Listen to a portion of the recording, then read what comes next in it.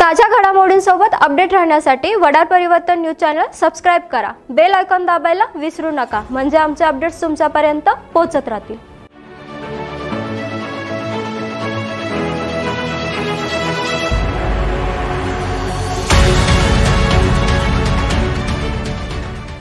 नमस्कार, वडार परिवर्तन न्यूज मध्ये आपले स्वागत आहे। मी प्रणाली। चला तर मग पाहूयात आजच्या काही ठळक घडामोडी।